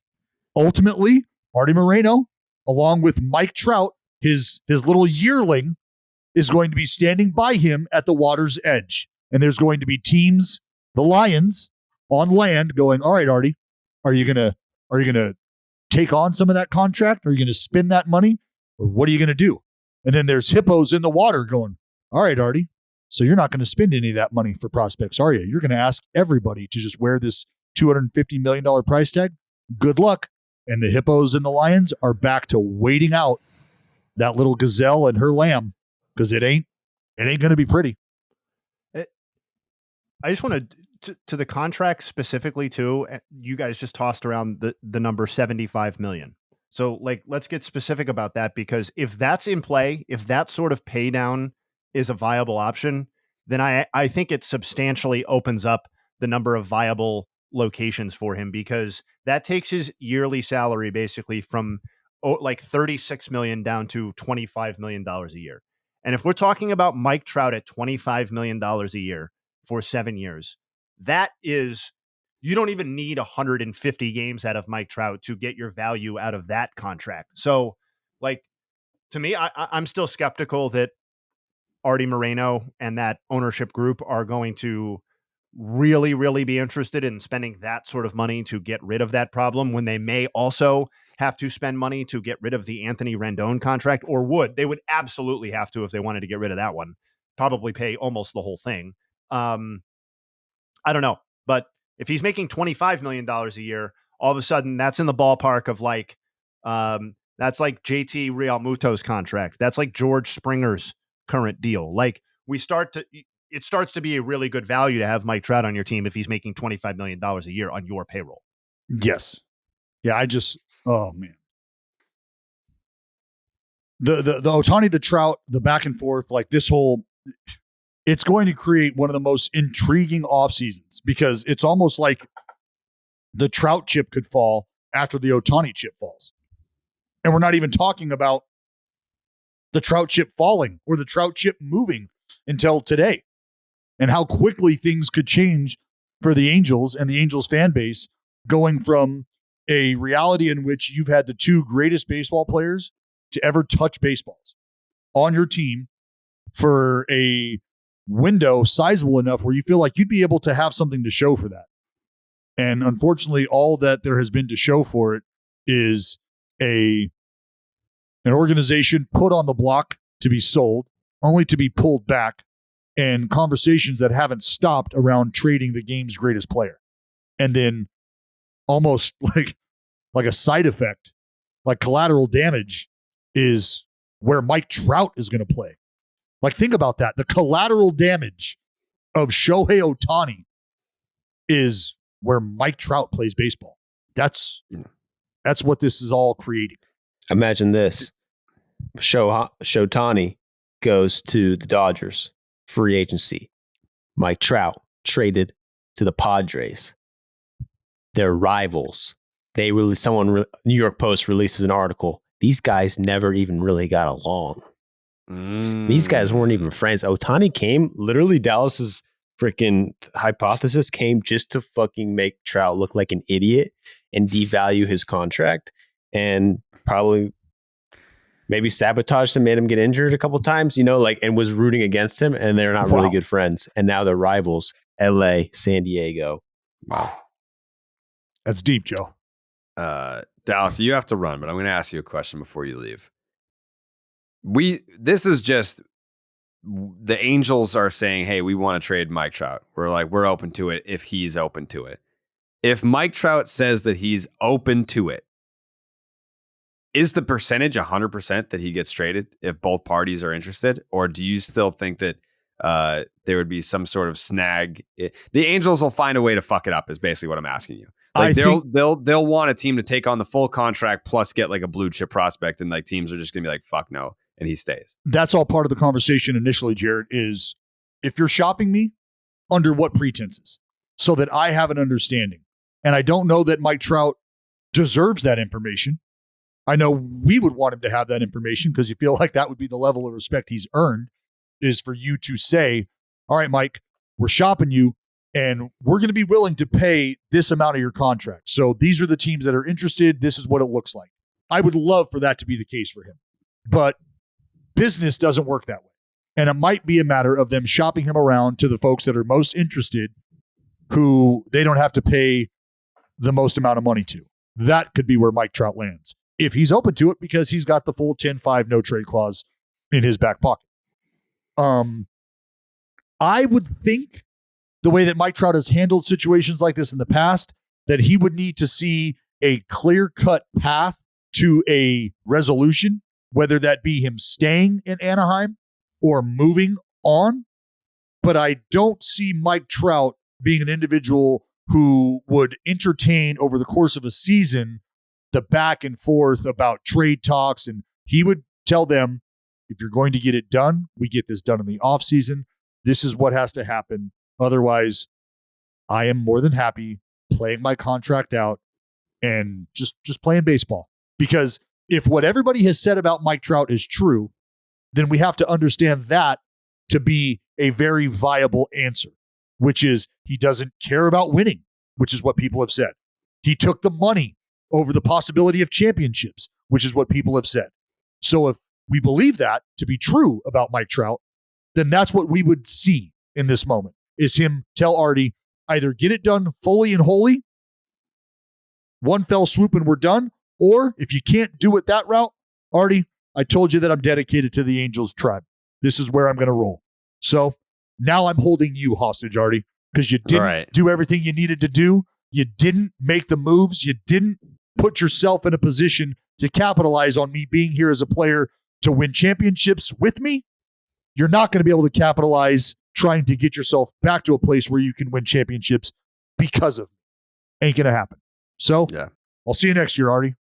On our way to a fucking 75 it's just sad that we season. got to that point where, like, it was last year or the year before. I remember we had the conversation where, like, Dallas was reading between the lines saying, like, you know, he's telling you without telling you, like, you guys better build some shit around me or I'm going to want out of here. And that used to be a viable threat. Like, oh, fuck, like Mike Trout doesn't want to play for our team anymore. Like, we gotta go get him some weapons. And now the Angels are thinking, man, we can't win with you. So, I mean, we don't want to fucking pay you anymore. You're not even on the field that much anymore. So, like, if we can get someone to take you, then, like, yeah, see you later. Like, it's a complete power shift in the conversation. So it's brutal. And I hate to say I told you so, but I told you when Shohei Ohtani showed up here in 2018 that this was You've been all screaming about Trout being washed, and it's crazy.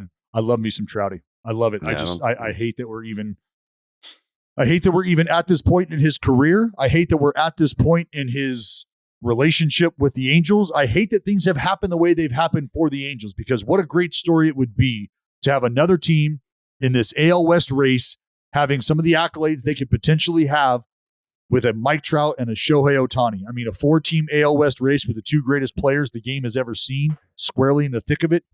I think everybody in baseball would be here for that.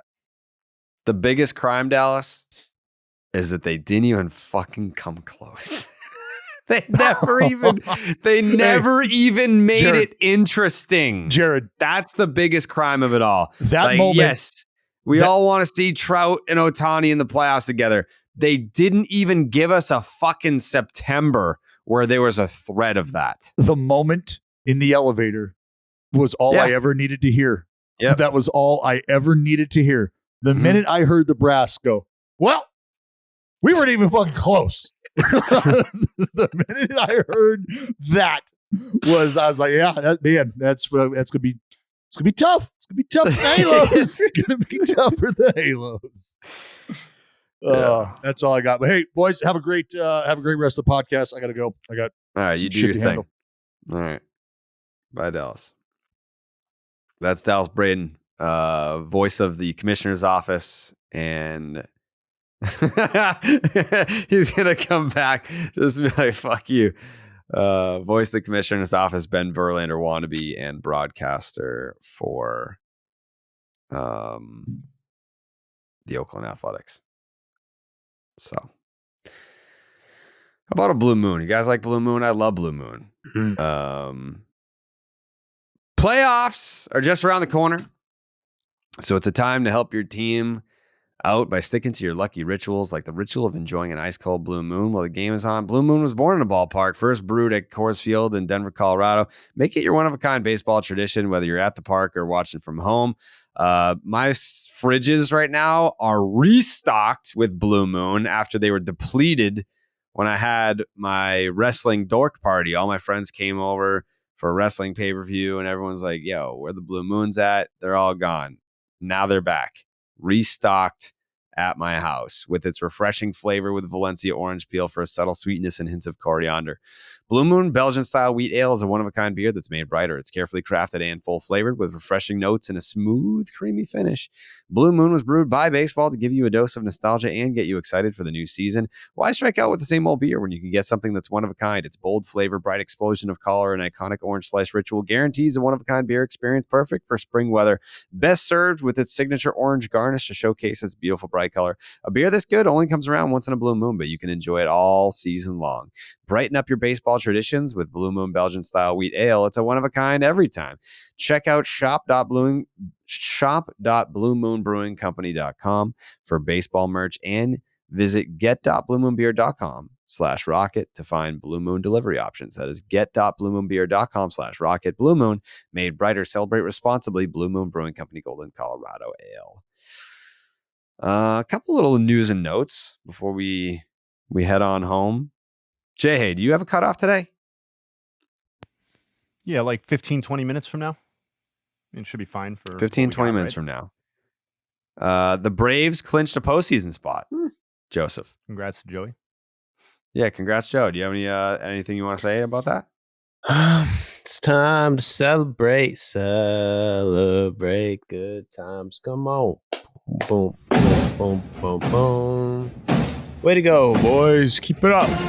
First things first, playoffs, then division, then NLDS and World Series. Go Braves. You're bored of the Braves, aren't you? Yeah. You already said nothing fucking matters except the World Series. We covered this already. Yeah. Like, you're a Patriots fan now. Like, you can't even get your dick hard unless it's the AFC Championship game. I mean, we clinched it. They've had 100% chance to make the playoffs since literally May. So if I told you I gave a fuck that they clinched the playoff spot, I'd be lying. If I told you I was really going to care that much when they clinched the division, I still won't really care because it's been clinched for months. So I'm getting ready for the playoffs. Okay. How's did you see the Sean Newcomb quote about the A's? No. He said, and I quote, Sean Newcomb on what he's seen from this young A's team. I remember in 2017 with the Braves, we had vets like Freddie Freeman and Matt Kemp mixed in, but a similar mix of young guys. This definitely has the makings of a franchise with a bunch of young, good talent going forward. Yeah, they both have A's on their hats. So I see a lot of similarities between the two franchises. I mean, there's no doubt that they're young players. There are people on both rosters, right? Mm-hmm. Some batters, some pitchers. Mm-hmm. Cumtown, what a crazy guy. That is that's a crazy comparison to make. What else is what else has he got at this point though, right? Just gotta hope you're right. Just delude yourself into thinking this is where it's all headed. He's a Boston guy. He's crazy. It's a crazy dude. John Means is coming back tomorrow, Tuesday, depending on when you're listening to this. And he was asked essentially, where do you see yourself? Do you see yourself in the bullpen, rotation? He said, quote, I just want to win the World Series, to be honest with you. Doesn't care. Bullpen, rotation, he'll do it all.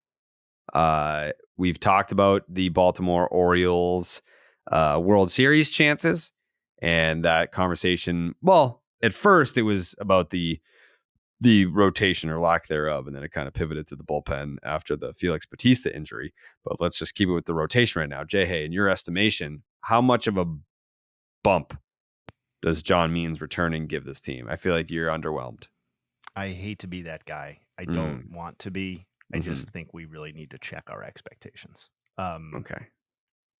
I think it's going to be very hard to, like, I guess on one hand, the threshold to be an asset to this pitching staff is not that high. On the other hand, we're really talking about a guy who hasn't pitched significant innings at the big league level since 2021. And, I think he would be described more as a good, not great pitcher back then too. So I don't think he's like an answer to their problems. I think he's more like one of the same kind of caliber of options that they already have. Like, I'm not pitching him over Gibson.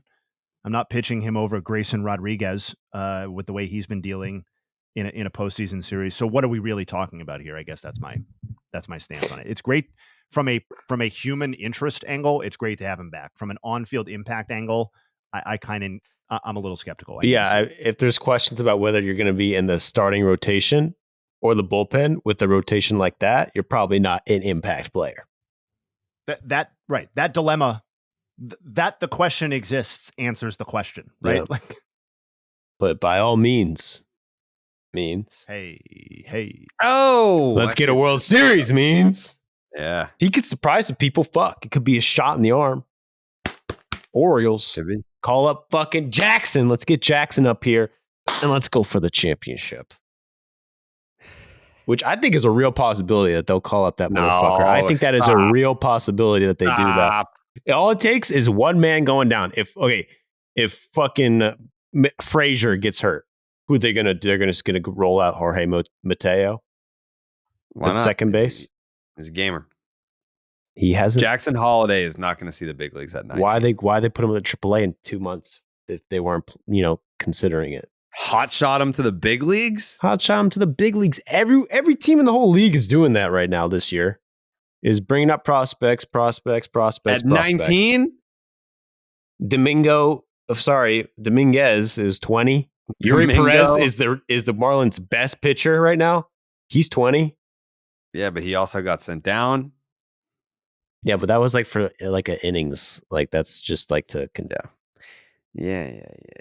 Cubs just called up their top prospect, Pete Crow Armstrong. An aggressive move. You tell me that Jackson Hallway isn't better than a guy named Crow Armstrong?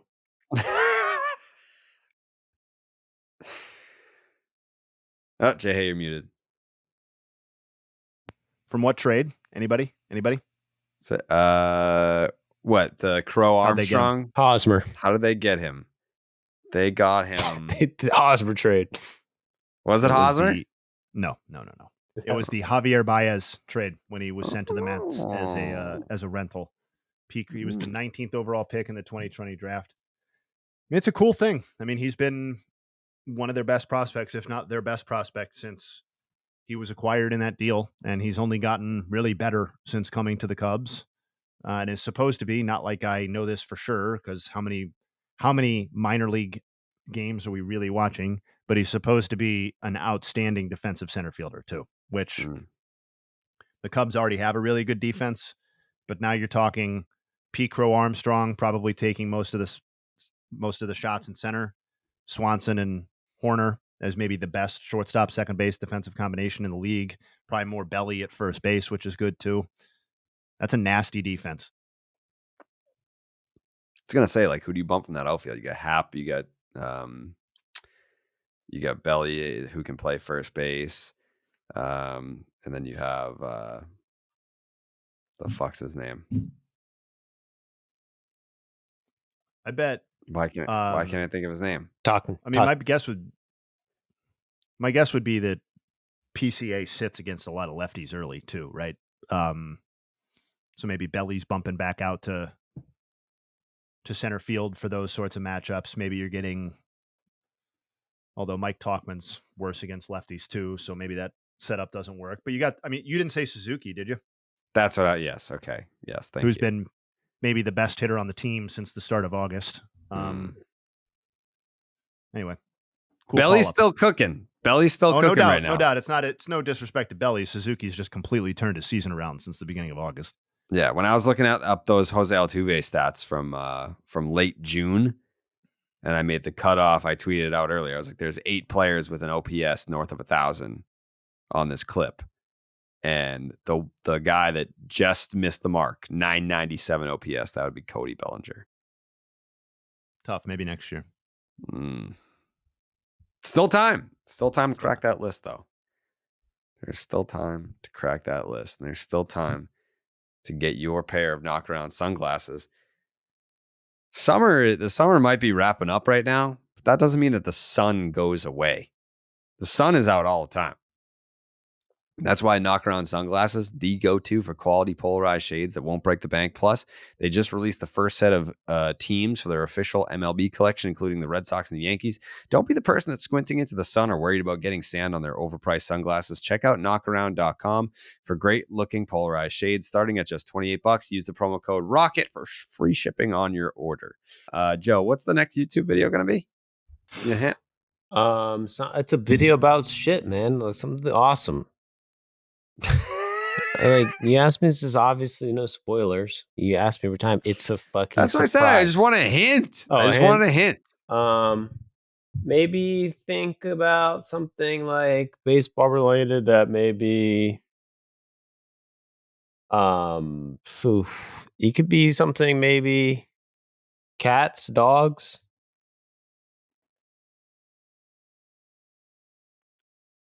I don't. You know what? I don't want to know. I like being surprised. That was a hint. Cats and dogs. Okay. I don't know. My mind did not go to a place that made it seem like it was an obvious guess. Justin Havens, your final thoughts today? A topic that I'm sure we will get to at some point over the next couple of weeks as the regular season wraps up and awards start to take focus. But I did happen to go take a glance at some Cy Young stats today. Mm-hmm. And I am just so excited for the conversation that will surround Kevin Gausman's candidacy, given that he is first in Fangraphs version of WAR in the AL and is 17th in Baseball Reference's version of WAR in the AL. Should be a healthy, non-toxic conversation online as it relates to the two wars and Gausman's candidacy. Maybe Garrett Cole wins it regardless, but kind of weird. I think that most knowledgeable baseball fans have pivoted to F-War. Yeah. Well, B-War's got some problems with with pitching pretty consistently, I would say. Unfortunately, like there's some stuff with F-War pitching. Pitching is still not I don't love it as much as a stat, and this has been true for a long time for pitching as I do for hitting. But I don't recall a gap of quite that magnitude in recent among guys who were real viable candidates, which I would think Gausman is. It's 5.2 and 2.8. Like that's almost half of the number, right? Which just doesn't feel correct. Like I think in this case, I would go with F-War feels closer to the correct answer. What does F-War weigh more heavily that B-War doesn't? So it's generally like a component of it boils down to FIP kind of like F-War's WAR heavily factors in like basically the concept of what did the quality of your pitching, what should have happened or what did the numbers indicate really should have happened as opposed to maybe like what were your actual runs scored and runs allowed total. So it's I don't know. It's a little messy. Again, maybe it becomes irrelevant because Garrett Cole's turned it on lately, but yeah. Cole's up to now 20 more innings than Kevin Gausman, which is kind of interesting when we're splitting hairs too. Mm-hmm. But anyway, that was my final thought. Joseph, your final thought? Well, shout out to South Frelick. Amazing catch in the outfield. Yeah. Got bloody, broke the scoreboard, saved the no-hitter, saved the game, and it didn't matter. They still lost, but good effort. They did still lose. They no-hit the Yankees going into the 11th. Which is so lost. That's just the name of the Brewers have been playing amazing lately. We give them no love, but they have been doing sick. Their pitching has been sick nasty. Their lineup is a little weak, and you saw it yesterday. Sure did. All right. We will be back on Wednesday with more Baseball is Dead. We thank you for listening and watching, and we will see you then. Well.